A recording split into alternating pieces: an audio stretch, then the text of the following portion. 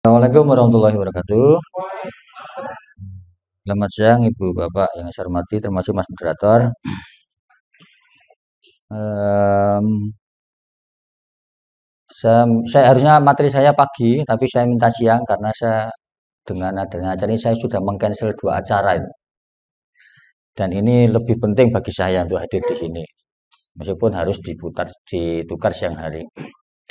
Ibu sekalian, saya di sini tidak akan banyak cerita teori ya, tapi saya cerita pengalaman, paling enggak pengalaman ketika saya mengelola media, pernah jadi wartawan, terus juga tangkap intel ya pernah, tapi nggak perlu saya ceritakan, ya, tapi terkait masalah pemberitaan. Satu hal pertama yang perlu kita ketahui terkait dengan masalah pemberitaan itu kan, intinya yang penting kan gimana caranya agar kegiatan di sekitar kita, terutama di persyarikatan itu bisa dikomunikasikan ke masyarakat. Intinya di situ. Jadi apapun bentuk dari publikasi sebisa mungkin sekecil apapun acara harus bisa dipublikasikan. Entah itu melalui web, entah itu melalui media sosial, ya. Saya kira media sosial juga punya, ya. Instagram, mungkin TikTok dan sebagainya. Saya kira itu penting untuk dilakukan, ya. Kalau kita hanya fokus pada penulisan, hemat saya kurang pas, ya. Kenapa begitu? Karena kalau saya melihat data, ya, ini data ya, data tentang pengguna internet kita itu ternyata memang sangat besar ya. Di situ terungkap ada sekitar berapa itu? 54% itu ya. Yang hemat saya lebih dari separuh penduduk Indonesia menggunakan internet. Ini potensi yang bisa jadi bisa kita gunakan untuk membidik pasar. Jadi era sekarang adalah era teknologi sehingga mau tidak mau orang kayak saya ini juga harus menyesuaikan dengan pasarnya. Kalau mahasiswa saya itu mempunyai medsos, ya saya juga punya medsos. Instagram punya, TikTok punya, ya. Twitter juga punya. Meskipun followernya cuma 4.000 tapi kan lumayan kan gitu ya. Lumayan. Itu untuk berkomunikasi karena tidak sedikit di antara informasi yang harus saya sampaikan harus melalui itu gitu ya. Jadi kita membidik banyak hal ya. Termasuk audio. Ya dikit-dikit ya saya harus tahu CapCut ya harus tahu ya. Paling enggak hanya motong-motong video kalau harus menulis-nulis dan sebagainya saya tidak telaten. Generasi saya adalah generasi yang hemat saya ngos-ngosan terkait dengan penggunaan teknologi. Tetapi sasaran kita adalah mereka yang akrab dengan teknologi. Karena salah satu kunci sukses komunikasi kalau saya akan mengajari komunikasi adalah bagaimana caranya kita memahami siapa audiensnya. Harus bidik dulu. Siapa audiennya? Kalau audiennya adalah anak TK, tentu ya harus dimulai dengan nyanyi naik ke puncak gunung gitu loh. Kalau yang saya hadapi adalah ibu bapak adik-adik sekalian, saya kira kan seperti ini gitu loh. Jadi itu. Nah, terkait dengan materi ini pun saya kira ibu bapak juga nanti kalau membuat publikasi harus menyesuaikan siapa sasarannya itu. Kalau enggak nanti ya repot. Misalnya sasarannya adalah kalangan generasi 50 ke atas, maka mereka tidak akan akrab dengan medsos gitu. Jadi dilihat dulu sasarannya, baru kemudian dilakukan apa yang harus dilakukan. Itu ya yang penting. Data yang saya tunjukkan ini memperlihatkan betapa kita sudah memasuki era teknologi ya. Kemudian berbicara tentang masalah perangkat yang digunakan sekarang ya. Perangkat yang digunakan kebanyakan di antara mereka itu memakai smartphone kebanyakan. Smartphone itu digunakan. Bahkan hidup kita itu dijadwal oleh smartphone itu. Dari bangun pagi sampai tidur lagi kita itu masih dijadwal oleh smartphone kita itu. Bahkan acara makan kita dijadwal oleh smartphone itu. Bahkan mahasiswa saya itu kalau menginformasikan tentang perkuliahan itu pada pagi hari itu jarang yang ngerespon jarang. Kalau sudah jam 11, 12, jam 1 itu banyak. Karena apa? Mereka masih melek. Kopi atau teh, Mbak? Ada topi nggak? Ya, pokoknya saya minta kopi. Ya minta kopi nggak ada pulang. Saya belum ngopi masalahnya Pak Ibu ya. Nggak apa-apa ya. Ya, ya itu smartphone itu ya yang digunakan smartphone itu ya. Bahkan itu tadi saya kira kita tidak bisa lepas dari smartphone setiap hari. Handphone, iPhone dan sebagainya itu saya kira kita nggak akan bisa lepas dari itu ya. Termasuk di antaranya adalah laptop, tapi hanya sekian persen aja. Tapi yang jelas itu masalah smartphone itu memang tidak jadi sesuatu yang Mbak. Saya 2016 pernah mengadakan penelitian ya. Ternyata di masa saya itu ada penyakit namanya nomophobia, no mobile phone phobia. Mereka mahasiswa itu lebih cemas, lebih takut ketinggalan handphonenya di kos daripada ketinggalan dompet. Ya itu loh. Ya, lebih takut kehilangan handphonenya ketinggalan di kos daripada dompetnya itu. Betapa ketergantungan masyarakat pada handphone itu sudah sedemikian tinggi. Kalau misalnya handphonenya ke bawah ke kampus, sementara dompetnya ada di kos-kos kan ada WA temannya, tolong di rawat dompet saya kan. Kalau dompet yang di bawah handphonenya di sana kan, mas mau beli handphone baru kan nggak mungkin gitu ya. Ya itu ya Bapak Ibu ya. Ini sasaran penting ya. Jadi sasaran itu penting untuk mengkomunikasikan pesan tertentu. Ketika mahasiswa saya itu bilang ke orang tua untuk minta jatah bulanan, cukup WA orang tua, Pak, Bu, sudah tanggal 2. Mereka sudah paham.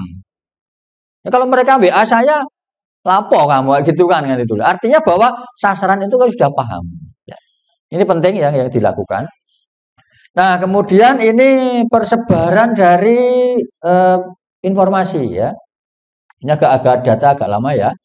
Jadi betapa informasi yang sifatnya online itu sekarang sudah mendahsyat sebarannya. Ya, sedikit saja itu sudah jadi viral. Karena sekarang kan seringkali orang itu yang penting modalnya viral dulu. Ya. Viral dulu kalau salah minta maaf. Itu aja begitu. Kalau orang Indonesia kan pemaaf loh. Pemaaf orang Indonesia itu. Mau kesalahan apapun dari pejabat mesti dimaafkan. Artinya diulang lagi. Gitu. Milih DPR juga DPRD dan sebagainya sudah jelas salah 5 tahun lagi diulang lagi kan pemaaf orang Indonesia. Ini terkait dengan masalah persebaran dari media. Maka follow up dari kegiatan ini kalau saya berharap tidak hanya media online cetak, termasuk juga masalah media sosial yang berbau audiovisual itu. Karena semua kanal media itu mempunyai pasar sendiri-sendiri itu gitu. Sama seperti ketika mahasiswa saya itu membuat tulisan pergi ke saya, ngomong ke saya, Pak, tulisan kok jelek sekali, Pak. Saya bilang, Pak, setiap tulisan punya pasar pembaca sendiri. Tulisanmu bukan pasar saya, tapi pasar orang lain. Itu yang penting di situ. Jadi ibu bapak jangan patah semangat untuk mempublikasikan. Yang jelas setiap tulisan tidak akan memuaskan semua orang, ya. Tapi itu harus dibuat. Gitu. Saya kan sering dibully di Twitter saya itu kan, gara-gara saya kadang kalau nulis sok ngeritik pemerintah itu, biarkan aja. Maka jengah. Yang jelas saya punya pasar pembaca saya sendiri gitu. Itu aja yang penting ya. Jadi jangan takut. Ya kalau Bapak Ibu nanti dikritik ini itu tetap jalan. Kenapa? Saya punya pasar sendiri. Saya punya contoh begini yang sederhana aja Bu ya. Saya tuh pernah saya pernah nulis, saya sekarang sudah punya buku 21 ya. Saya menulis buku yang keempat waktu itu. Keempat dikritik oleh seorang dosen dari UMM itu. Pak Nuruddin ini kan akademisi, masuk tulisannya tidak banyak teorinya gitu. Saya bilang loh, saya memang bukan pakar teori, saya bisanya nulis begini. Gitu. Tapi saya tetap nulis gitu. Kalau saya menerima kritikan orang itu, saya sudah berhenti nulis buku yang keempat. Sampai saya menulis buku 21 kali, orang itu tak hilangkan dari kehidupan saya. Ternyata orang nggak pernah bisa nulis buku. Nah kalau kritik aja kan gampang. Bekerja dulu yang susah. Kritik gampang sekali lagi. Orang kritik belum tentu bisa mengerjakan itu Bapak Ibu ya. Jadi ini menyemangati Bapak itu untuk mempublikasikan. Narsis boleh nggak apa-apa. Saya di Instagram saya kan narsis tok loh. Nggak apa-apa. Nyata kan punya pasar sendiri kok. Gitu. Itu aja wis ya. Yang penting jangan terlalu narsis gitu kan. Ya. Jangan terlalu saru gitu aja enggak apa-apa kalau saya. Saru apa ya bahasa anu ya? Bahasa Indonesianya apa ya? Ya saru ya. Nanti cari di Google. Baik ya. Kemudian karakter berita website karena memang yang fokus pada saya tentang masalah websitean. Ya, karena eranya juga sebuah ya, identik dengan pencitraan lembaga pemilik. Ya, jadi kalau nanti di sini saya baca ada Tunas ya Mas ya, Tunas. Ya. Tunas saya sudah buka-buka itu, ya, karena memang Tunas itu kita pakai. Kita punya niat untuk membranding, memberitakan kegiatan persyarikatan. Ya. Termasuk ketika saya itu punya kegiatan di kampus, ya kadang juga rilis saya buat sendiri, saya kirim sendiri kepada media-media yang ada, tak kirimi semua. Perkara mau tidak terserah, yang penting tak kirim. Paling tidak yang bisa muat adalah BB-mu muat, klikmu muat, suara Muhammadiyah muat, yang di Muhammadiyah or ID muat. Paling enggak itu ada publikasinya itu kegiatan. Jadi cara membuat beritanya nanti saya beritahukan lah kan, karena berita kan beritai kan begitu ya. Maaf ya, ini istilah pemberitaan, istilah pemberitaan masa ini kan memberitai. Ya, pencitraan lembaga dalam arti mau tidak mau tetap kita punya kepentingan publikasi dari lembaga yang kita punya.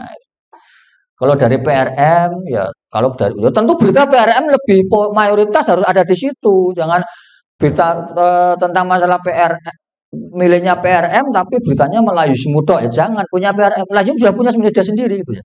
Kalau Tunas Muda nanti untuk siapa sasarannya? Itu harus tetap branding media itu penting. Beberapa bulan yang lalu saya ketemu dengan MPI di PP Muhammadiyah. Saya kan termasuk anggota Asosiasi Prodi Ilmu Komunikasi Indonesia itu. Ternyata memang kita tuh kalah jauh dengan NU or ID atau kanal-kanal organisasi keagamaan sebelah kita. Kita masih kalah. Orang Muhammadiyah itu lebih pinter-pinter dan dana tidak kurang. Kenapa harus kalah gitu? Makanya mulai digencarkan. Nah, barangkali salah satu di antaranya adalah pelatihan ini. Ya. Nanti ibu bapak jangan segan-segan untuk mengeser pemberitaan dari Tunas ID itu juga disebarkan lewat medsosnya masing-masing. Nggak apa-apa. Lewat Twitter, lewat Facebook, lewat WA nggak apa-apa lah. Jadi WA itu kalau pagi isinya jangan hanya Fajar Embun. Nah, gitu jangan itu toh ya. Itu kan kopas-kopas karena kemarin itu sampai pusing juga kalau saya dulu. Isinya ya berita-berita nggak apa-apa ya. Intinya semua orang punya hak, punya keahlian bisa nulis berita. Nggak ada alasan kan. Karena bagi saya nulis berita itu bukan bakat. Itu keterampilan praktis, keterampilan yang perlu dipraktekkan kalau saya.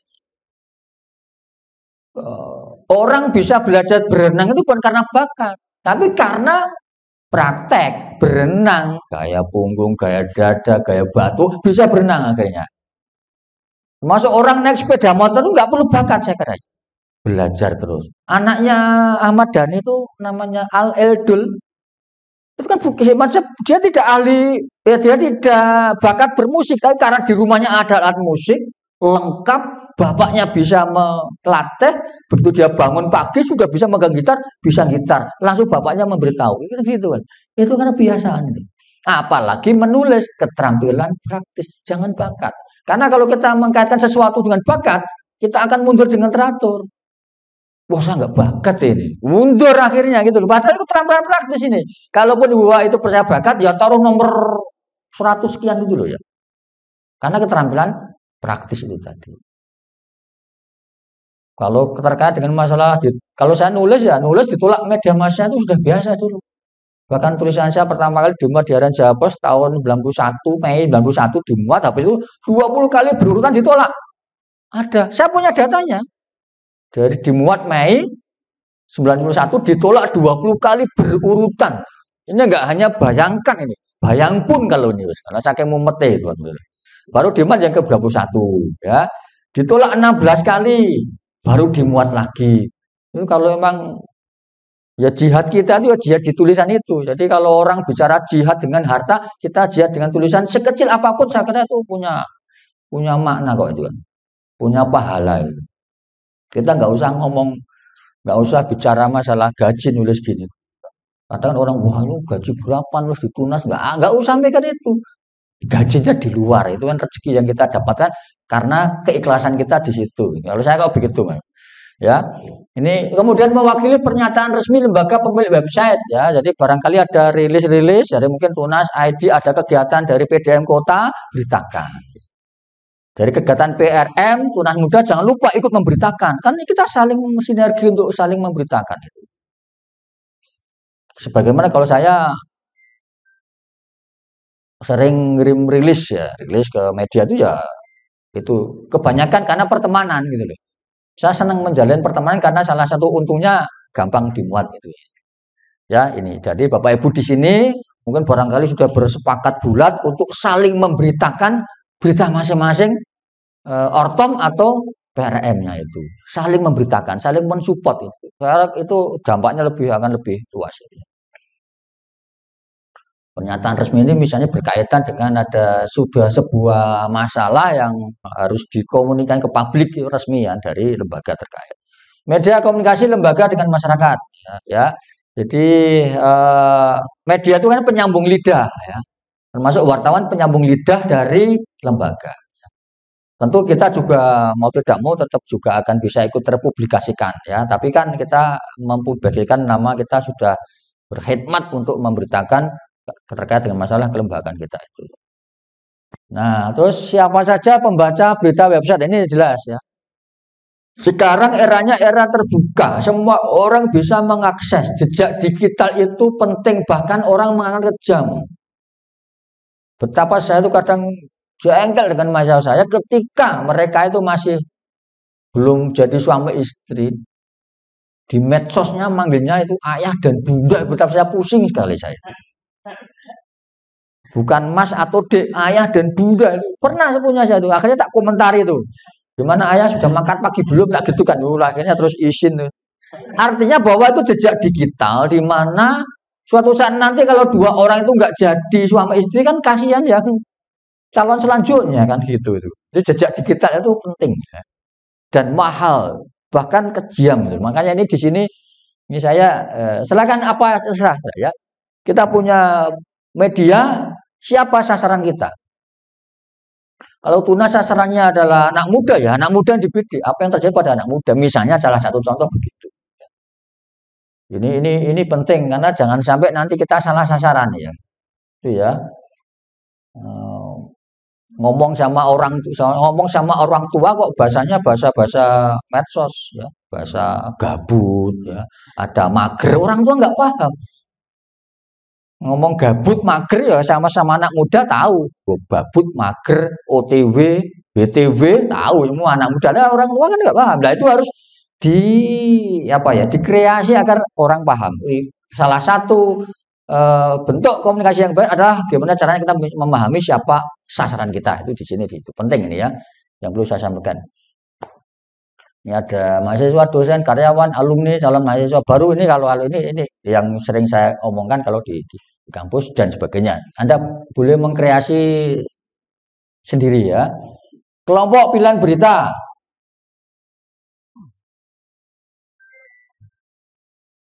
Ya. Saya kalau dapat gini kadang spam itu loh. Informasi baru yang bermanfaat ya, hasil penelitian kompetisi ini kalau di kampus ya. Jadi informasi yang bermanfaat misalnya adalah kejadian yang ada di persyarikatan ya. Mungkin muscap ya. Mungkin juga musyawarah di daerah ya, musda itu kan itu berita-berita. Jadi kalau musda itu jangan hanya satu berita, ada banyak berita. Kayak tadi misalnya saya masuk ke sini itu kan di masjid ada ibu-ibu ya. Tadi ya dugaan saya kok peserta kok ibu-ibu. Ini yang saya bingung juga. Waduh, jangan-jangan nggak nyambung materi saya. Ternyata ada acara ibu-ibu Aisyah. Itu kan jadi berita juga kan itu. Bisa diberitakan, wawancara. Kadang saya wawancara melalui WA juga kok. Nggak apa-apa. Ada banyak cara wawancara. Bisa ketemu langsung, bisa wawancara lewat telepon, bisa lewat WA. Saya kalau diwawancari sama suara Muhammadiyah itu terkait komunikasi, saya biasanya lewat WA, dua Mas pertanyaannya ditulis nanti saya jawab karena waktu itu kadang saya nggak longgar nanti sekian jam kemudian saya akan jawab tak kirim gitu aja. Saya mengantisipasi agar pernyataan saya tidak disalahpahami ya kan gitu. Jadi tulis aja nggak apa-apa. Itu salah satu beberapa di antaranya ya. Kemudian, nah apa aja yang bisa diberitakan? Ya, diberitakan di website kan kita punya kanal ya. Jadi Bapak Ibu kalau membuat media itu paling enggak ya harus ada judul jelas yang judul medianya itu mesti ada toh judul. Mungkin moto ya. Ada di sana mungkin ada opini pasti ada ya kan. Opini itu mewadahi masyarakat untuk bisa nulis di situ. Opini mungkin berita jelas ada. Mungkin wawancara ya. Wawancara dengan ketua PDM, wah gitu ya. Digilir aja wawancara tentang masalah Muhammadiyah digilir aja. Ada wawancara.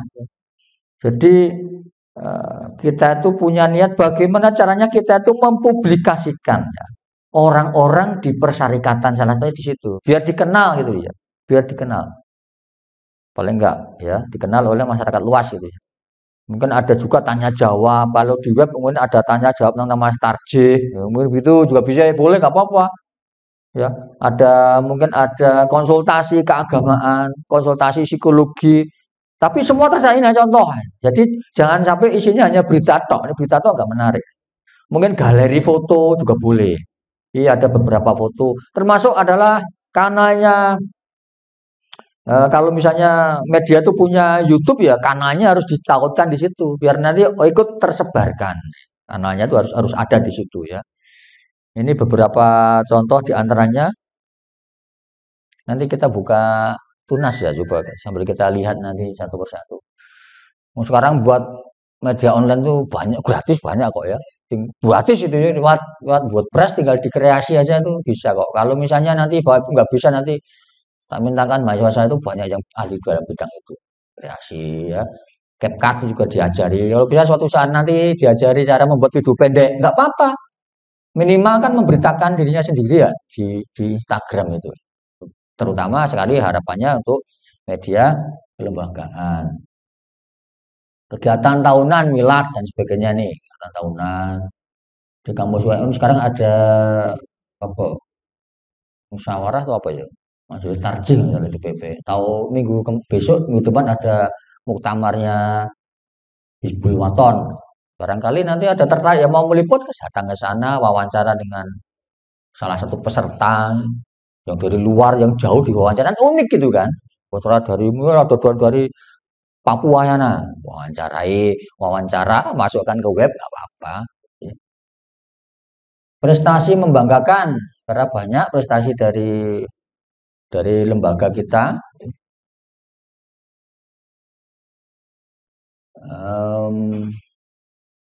Hemat saya tugas nulis berita itu bukan tugas reporter semata. Semua punya tugas menulis. Bahkan pimpinan redaksi juga punya tugas nulis. Gitu ya. Pimpinan redaksi juga punya tugas menulis, tidak harus reporter. Kan reporter, terus kemudian ada pamflet, ada juga ilustrator, itu kan hanya formalitas saja kan. Faktanya kerja semua bareng-bareng gitu. Wong kita apa lembaga yang arena belajar juga ya di era masalah teknologi sekarang itu ya semua bisa belajar ya. Kemudian ada peristiwa apa yang bisa menjadi berita kebermaknaan misalnya berkemungkinan yang akan mempengaruhi kehidupan orang banyak atau kejadian yang punya akibat terhadap pembaca gitu loh. Banyak saya kira ya. Kemacetan di depan kantor PDM ini punya dampak yang luas loh ini. Itu kan orang kalau lewat setiap hari mungkin nggak akan pernah menduga sampai situ, tapi ternyata itu kalau kita beritakan itu banyak hal ya, termasuk masalah antar jemput sekolah juga begitu, masuk merumahan orang penjual di pinggir jalan nggak bisa lagi itu akhirnya. Saya yang biasanya beli bebek di situ nggak bisa, nggak ada penjualnya karena apa sudah nggak mungkin jalannya mepet sekali itu salah satu di antara di situ itu hanya segini dari segi masalah jalan macet ya yang bermakna bagi bagi pembaca. Besaran kejadian yang menyangkut angka-angka yang berarti bagi kehidupan orang banyak. Kenaikan harga BBM itu meskipun kecil itu besarannya itu dampaknya luar biasa. BBM yang naik mungkin 1.000 dok. Bagi masa Indonesia kan luas sekali itu ya. Hanya 1.000. Kali berapa aja itu semuanya ya.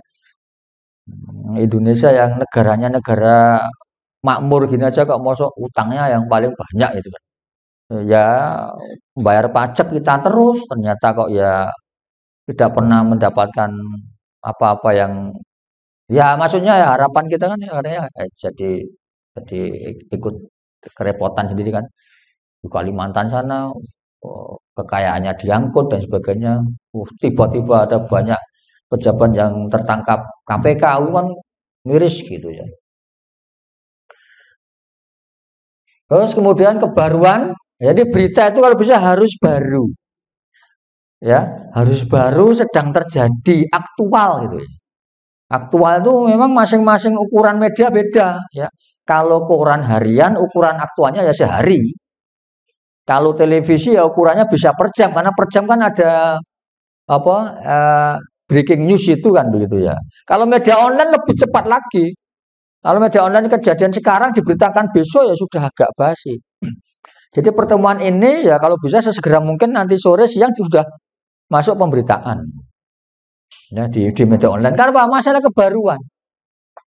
Jangan sampai didahului oleh media yang lain. Harapannya kan juga kalau saingan di media gitu. Kalau saya tuh dulu saingan pemberitaan masih dengan teman-teman itu ya gimana caranya agar lebih dulu yang terbit gitu. Itu salah satunya kebaruan, kedekatan atau proximity. Ini yang dari PRM mana yang jauh ya Pak, Bapak Ibu? Dari jauh PRM mana? Bumi Ayu ya di Bumi Ayu. Jadi kejadian yang ada di Bumi Ayu itu lebih dekat dengan mereka yang tinggal di Bumi Ayu daripada di Telogomas. Ya, artinya begini, kalau lingkupnya luas, kecelakaan sepeda motor yang menewaskan 10 orang di Jalan Telogomas, misalnya ya contoh, itu lebih punya kedekatan dan akan bisa diberitakan oleh media di Malang daripada New York Times sana. Nah, maksudnya di situ ya, kedekatan pembaca. Ya. Karena PRM misalnya Bumi Ayu itu memang ada di Bumi Ayu, maka mayoritas beritanya memang harus dari sekitar Bumi Ayu itu. Atau yang menyangkut orang-orang atau pengurus PRM di Bumi Ayu daripada PRM yang ada di Jedes sana kan gitu. Maksud saya di situ ya Ibu Bapak sekalian, kedekatan. Atau dalam bahasa berita proximity, kedekatan. Ya, karena memang itu salah satu unsur berita memang proximity, kedekatan. Bapak Ibu yang berasal kamu dari mana Mas? Asalnya Mas? Dari Dompu. Dari Dompu Nusa Tenggara Barat sana itu. Saya kira kalau kejadian yang terjadi di Dompu, Masnya ini akan punya kedekatan dan akan mengikuti berita dari sana daripada berita yang ada di Sumatera Barat sana, ya kan? Karena kedekatan. Nah, itu dimanfaatkan oleh wartawan untuk meliput berita-berita yang ada di sekitarnya atau menyangkut orang-orang di sekitarnya itu. Tadi kecelakaan yang Telogomas itu lebih. Barangkali kecelakaan di Telogomas yang menewaskan 10 orang itu bisa muncul di headline halaman muka media di Malang daripada di New York Times sana. Karena belum tentu malah muncul di sana. Karena apa? Nggak punya kedekatan dengan orang-orang sana yang ada di sana gitu. Dengan pembaca New York Times yang ada di sekitar Amerika itu. Ya. Makanya kayak koran-koran di Malang ini, Malang Post misalnya satunya yang mantan Malang Post itu kalau memberitakan tentang Arema ya yang bagus-bagus ya. Kalau nggak tentang yang bagus-bagus nanti jangan-jangan nggak dapat pembaca, nggak laku korannya, nggak dapat iklan kan gitu. Kalau Arema kalah bisa ditulis Arema dicurangi wasit bisa ya, ditulis bisu bisa ya. Bukan Arema kalah 0-1 itu ya bisa jadi nulisnya bukan Arema kalah, enggak, Arema dicurangi wasit gitu bisa. Itu kan kedekatan. Inilah kepandaian wartawan memilih kata yang barangkali beberapa di antara tidak adil, tapi itu kan salah satu strategi pasar juga. Tidak hanya, jadi kalau media itu tidak hanya memberitakan informasi, tapi juga pasar itu harus dibidik. Strategi pasar itu harus dibidik. Maka Malang Post Atau sekarang Malang Posko Media kalau berkaitan dengan berita Malang akan diekspos habis-habisan. Kalau berita yang di daerah luar enggak. Bonek menang itu ya untuk apa diberitakan di Malang Posko Media? Misalnya salah satu contoh begitu. Ya, kedekatan. Ada sisi manusiawi, Bu Bapak ya. Ada apa ya? Sentuhan-sentuhan manusiawi. Kalau video itu kalau berkaitan dengan pengemis itu kan mesti kita agak iba. Meskipun sekarang pengemis juga malah menjengkelkan sekarang kalau berita-berita di Medan bagaimana mungkin pengemis itu rumahnya mewah ya. Pengemis tiap hari. Saya itu kalau saya kan sejak anak saya sekarang sudah nunggu wisuda ya. Sejak kelas 1 itu ya di madrasah di Jalan Bandung itu saya lihat pengemisnya itu orangnya itu tutup. Dari ibunya, anaknya dulu yang masih kecil, anaknya sekarang sudah punya anak lagi di situ. Di situ loh ya, yang gendut itu ya. Sudah punya anak itu. Kalau ibu bapak mengamati situ. Berarti kan itu ada sesuatu yang diharapkan dan mereka itu mapan di situ. Bukan berarti saya ingin melarang bapak ibu memberikan itu, bukan loh ya. Tapi ini kan hanya contoh ya. Kan aslinya kita kan kalau orang-orang itu merasa iba kan. Tapi kan kadang berita-berita itu membuat kita jadi agak kikuk kalau orang asli itu.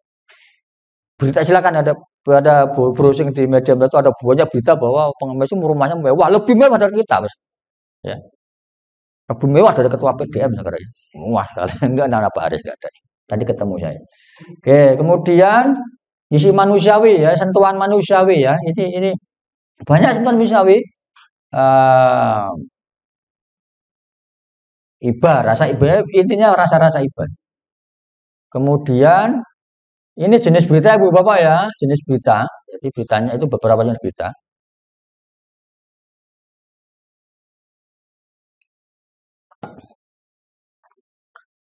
Ada berita strike news, ada feature, ada in-depth news, investigative news. Kita fokus strike news saja ya.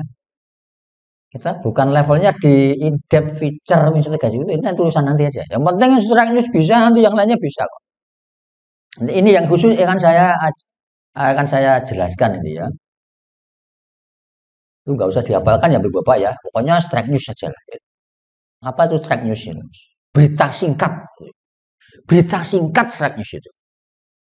Dan masing-masing media harus punya itu ya, media online. Kenapa harus berita strike news? Kenapa? Karena tak semua orang punya waktu membaca. Strike news itu dimungkinkan bisa dipahami intinya di bagian awal paragraf. Ya. Jadi kalau kita termasuk sibuk, kita cukup baca judul paragraf awal, sudah cukup, kita sudah tahu intinya di apa. Kalau perkara kita mau membaca lebih lanjut, kita nanti lain waktu baca di bawahnya gitu maksudnya. Rutinitas yang tinggi dan malas, kan kita kan berada dalam masyarakat yang malas membaca kan. Terus terang saja, kita tuh budaya baca kita ranking 2 dari bawah di dunia loh ya. Lah gimana mungkin wong kita itu peribahasa kita atau moto kita sejak SD salah kok. Buku adalah jendela dunia. Itu tok kan? Bener. Lah kalau buku nggak pernah dibaca. Buku adalah jendela dunia, membaca adalah kunci membukanya. Gitu harusnya. Wong kita sejak SD salah kok. Buku adalah jendela itu tok wis itu. Ya buku dibeli masih disampuli plastik itu taruh di lemari kan nggak salah. Buku jendela dunia. Tapi kalau nggak dibaca kita nggak akan pernah bisa melihat di luar jendela itu. Ini peribahasa atau moto apa yang hemat saya kan sampai sekarang langgeng kan ini. Tuh, nggak pernah bisa. Itu ya. Malas juga bisa. Kemudian maka strike news itu yang penting adalah fakta yang penting. Nanti fakta akan saya beritakan cara membuat fakta gimana caranya. Nanti akan saya sebutkan. Fakta yang penting. Kemudian langkah nulis berita. Nah, ini berpikir dulu baru menulis. Nah, jangan nulis dulu ya. Berpikir itu artinya mempertimbangkan faktanya ada atau tidak, lengkap atau tidak, sasaran kita siapa, baru ditulis. Kan beda sasaran anak muda dengan yang golongan Baby boomer kan beda. Judul beritanya aja lo beda. Kalau yang muda pengennya yang agak judul-judul yang bombastis gitu. Yang berbau muda itu kan beda. Lah itu kan kita harus mikir dulu. Kalau jangan hanya buat judul tuh, tapi kan nggak mikir sasarannya siapa, yang diwawancara siapa, lengkap nggak beritanya baru diberitakan. Kalau perlu berita itu cover both set, meliput dua sisi yang berbeda secara seimbang. Berita X, berita Y, kuat di situ. Jadi kita nggak berusaha untuk mengarah-ngarahkan itu ya. Kalau konflik terjadi antara wali kota sama ketua DPRD ya dua orang itu ya harus diwawancarai, jangan hanya sebelah. Itu nggak adil gitu ya. Misalnya contoh, menulis untuk membaca tadi saya ceritakan ya, menulis untuk pembaca bukan untuk kita. Betapa kita tuh bisa nulis, ya. Tapi jangan-jangan tulisan kita itu hanya bisa kita pahami, orang lain nggak bisa.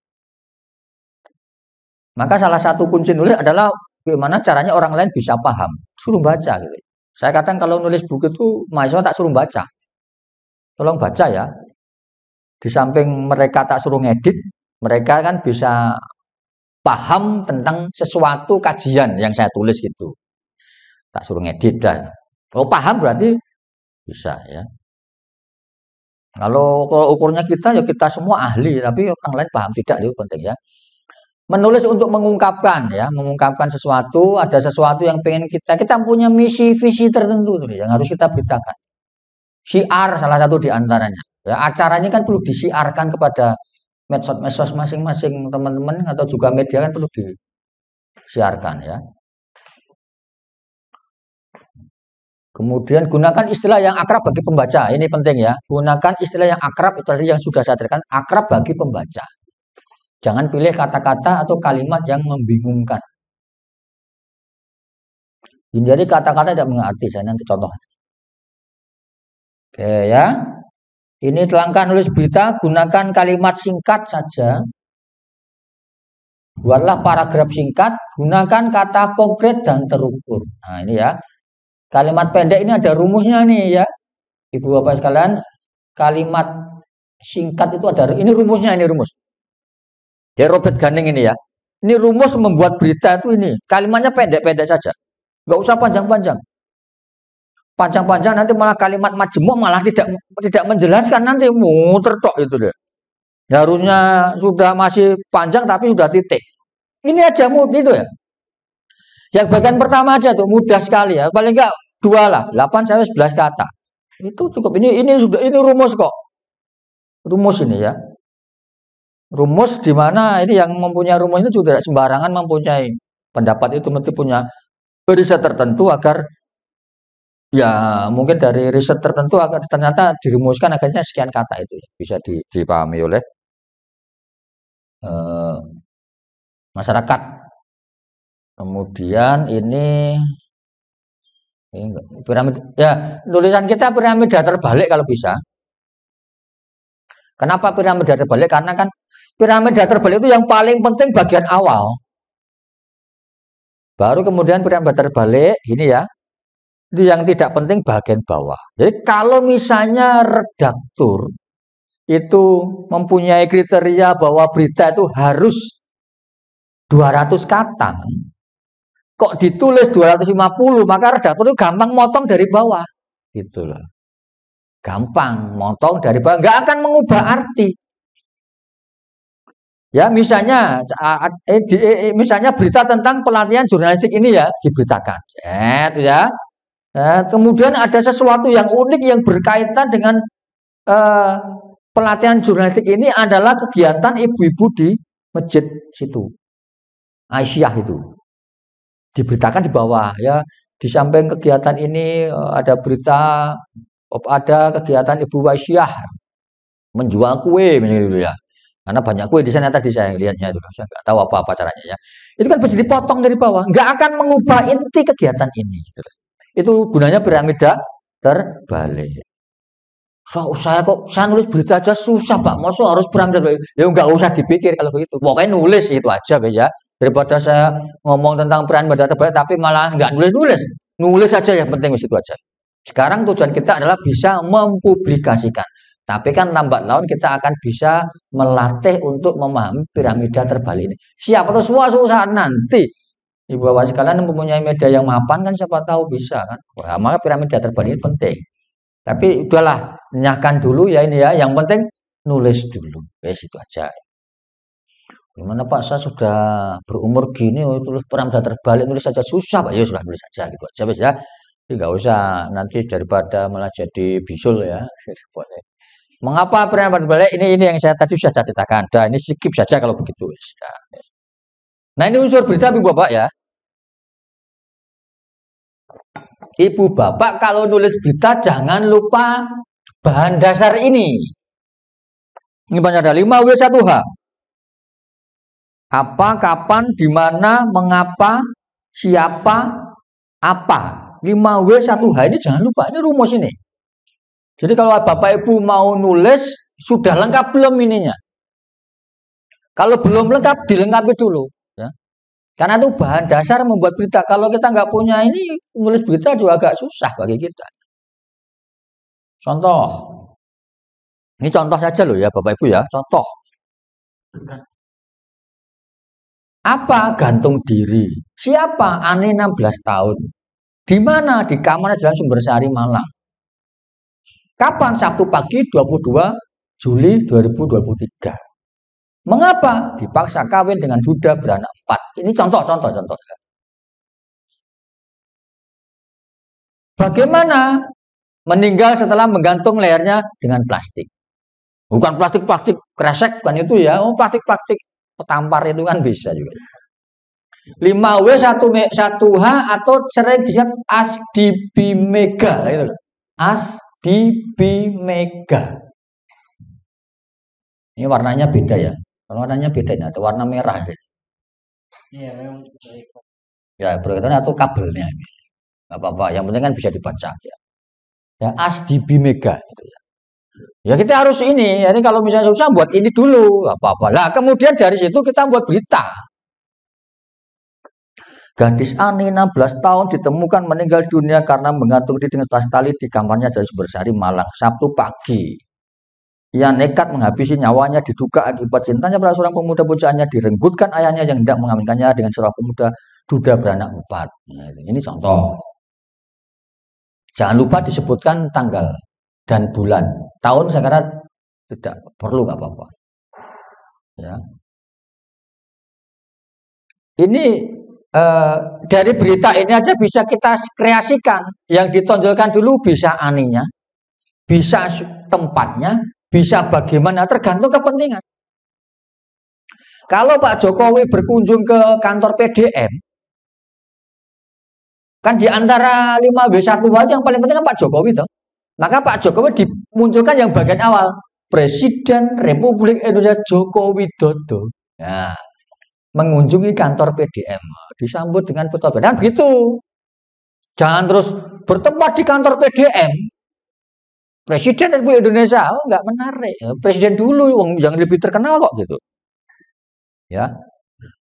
Kalau misalnya nama tidak dikenal, ya, nama tidak dikenal, tetapi korban di Telogomas itu 10 sepeda motor. Berarti kan angka 10 ditonjolkan gitu loh. Karena yang nama-nama kan tidak dikenal, nama anak-anak kos kan enggak dikenal.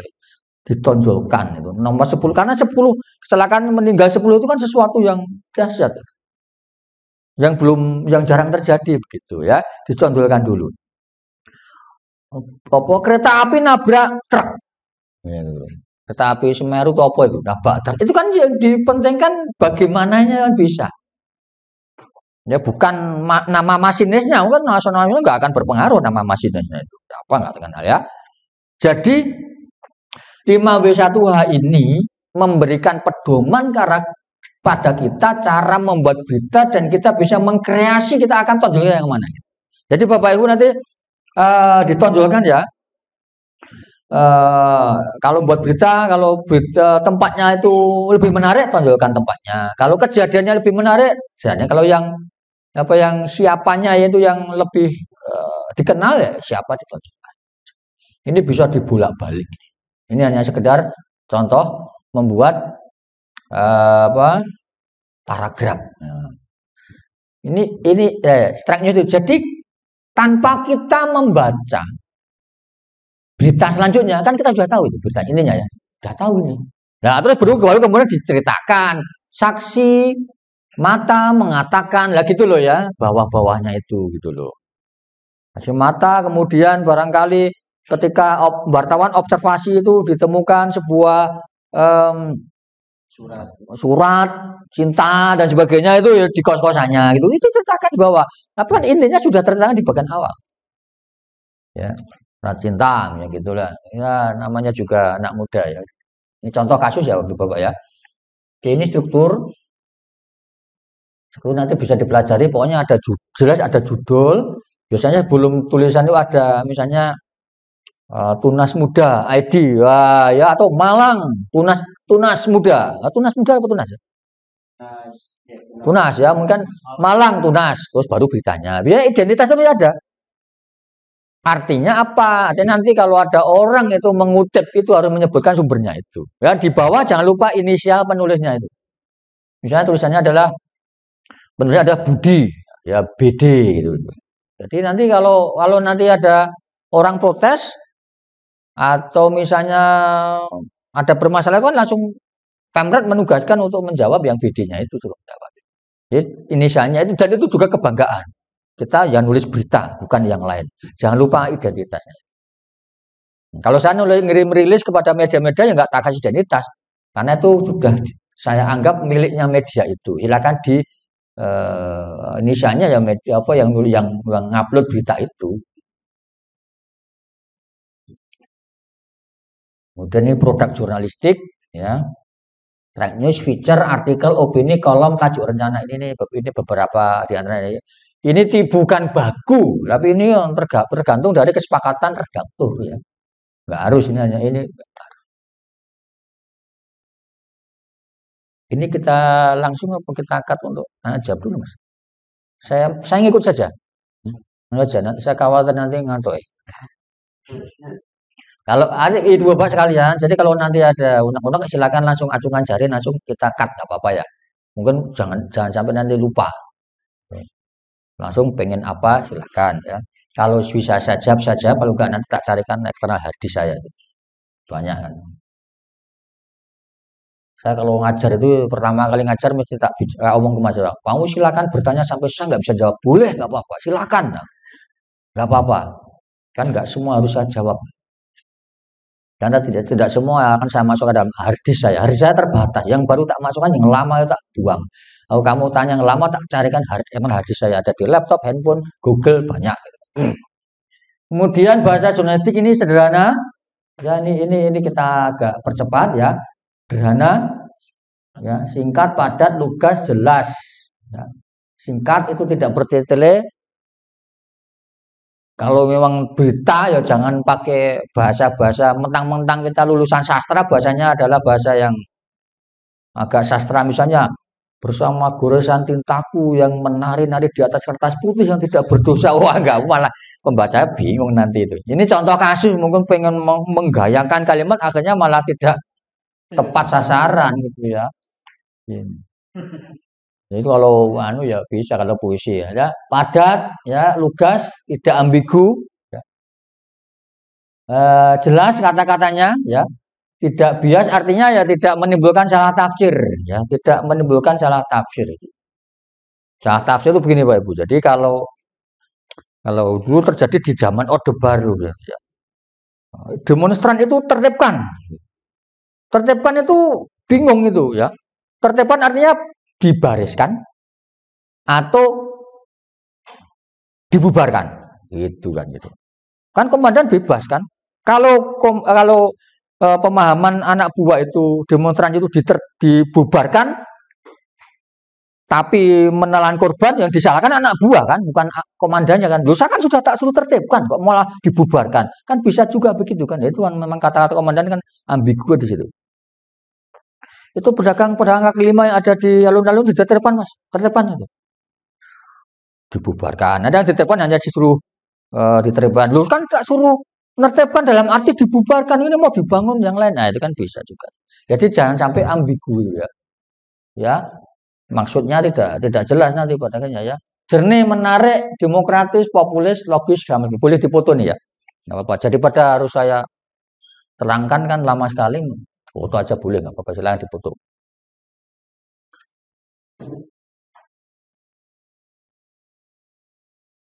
Sudah ya, salah satu aja nggak apa-apa nanti disebar kayak oh nak kirim, nak minta dikirim, nak minta nanti saya kirim ya, jadi nggak usah dipoto. Karena kan saya tidak berani menawarkan ya, Pak, aku nggak menarik kan begitu kan. Kalau ada yang minta, saya kirim. Ya, menghindari tetap. Oke, kemudian, lah ini apa produk strike news ya? Nah, nulis berita ini modelnya strike news ini ya. Pertama adalah matter of fact news, action news, good news. Yang umum yang bagian pertama itu. Nggak usah dihafalkan ya Ibu Bapak. Istilah matter of fact news dan sebagainya nggak usah ya. Kita langsung ke to the point apa intinya apa lah itu aja. Yang pertama matter of fact news adalah ini berita yang ini contoh kasus berita ini ya. Sebuah mobil pickup bernomor polisi B dan sebagainya menabrak sebuah kendaraan yang tidak diketahui jenisnya. Kecelakaan tersebut terjadi pada Selasa dan sebagainya itu ya. Ini kejadiannya ada, diwawancari banyak orang, banyak sumber. Itu matter of fact news. Ada banyak sumber, ya. Ini yang umum dilakukan. Tapi ada yang tidak umum. Contoh ini, action news ini. Ini adalah berita tentang apa ya? Sebuah apa ya? Perjalanan Pak SBY di Kalimantan. Coba dibaca di situ nanti ya. Kalau sudah saya berikan itu hanya berita yang ada di saat itu juga. Itu juga jadi berita kok ya. Langit Balikpapan jadi gelap ketika Boeing 737-800 yang diambil Presiden Surabaya membawa langit Balikpapan. Sesaat pesawat mendarat pukul 17 langit tampak mulai bersiap menumpahkan air. Mendung ya. Jadi hanya di kejadian di tempat itu tok ceritanya. Sambil nunggu SBY. Kan bisa jadi berita. Jadi di sini pun juga jadi berita, khusus di ruangan ini. Buku itu pembicaranya agak kurang ajar, dikasih teh minta kopi, ya ini kan bisa ya. Gitu. Nah, itu salah satu contoh. Ya jangan diberitakan lah, nanti viral nanti janganlah. Ya ini salah satu contoh ya, ini cerita. Nah, yang lebih unik lagi yang jarang orang tahu adalah berita yang namanya good news. Berita ini hanya dikutip dari satu orang saja sumbernya. Bisa jadi berita. Ini kutipan dari Sutopo Purwonugroho almarhum ya. Ketua Badan Nasional Penanggulangan Bencana. Jadi satu orang itu diwawancarai dan beritanya diolah. Sekali lagi ya, kalau bisa berita itu harus ada kalimat langsung dan tidak langsungnya. Ini loh kan ada kalimat langsung dan langsungnya itu. Kalimat langsung adalah langsung. Bentar, tak tunjukkan.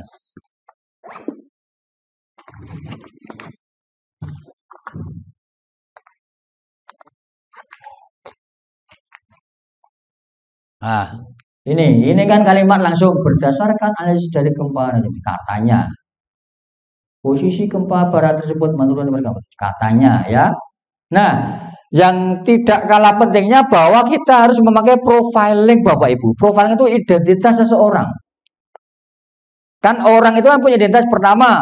Misalnya kok Pak Haris ya, Abdul Haris itu kan ketua PDM, dosen UMM, terus anggota CMM, ya kan itu kan. Bisa divariasikan kata dosen UMM itu. Nah, itu ya. Terus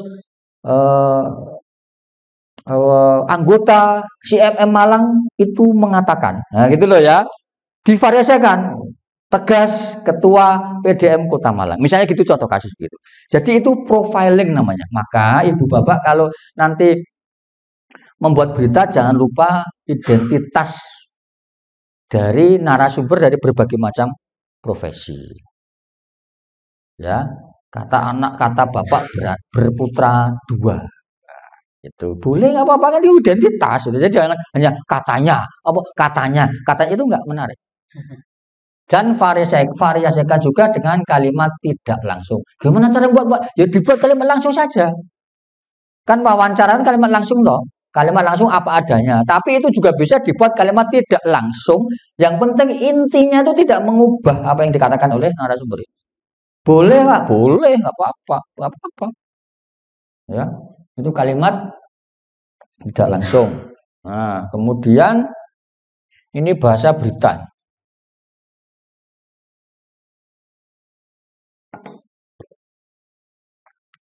Seringkali masih terjadi. Makanya dibaca orang itu penting. Karena kita seringkali nggak sadar. Agar harusnya supaya tok. Daripada dari. Menggunakan sinetron pendek, kemudian lalu terkejut kaget. Menghemat ejaan kata yang salah. Harusnya kan sah. Karena kita fasih habis. Ngaji, sah.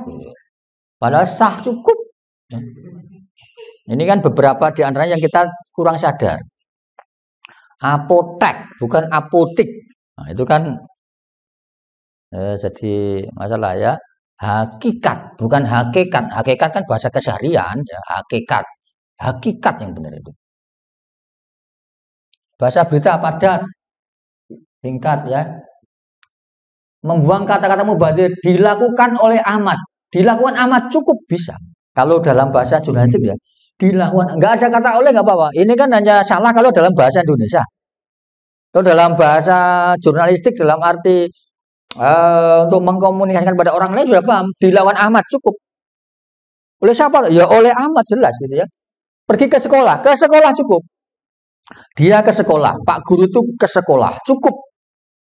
Nah ke mesti pergi toh, nggak ada ke kok. Pagi-pagi ke kok masuk pulang ke sekolah nggak mungkin. Tidak cukup ke sekolah itu nggak apa-apa. Ayo sekolah itu bahasa iklan itu kan juga cukup efektif itu, nggak usah ayo pergi ke sekolah nggak perlu. Kalau memang tapi kalau iklan itu ditinjau dari orang bahasa Indonesia salah karena Pak bahasa Indonesia terlalu bagus.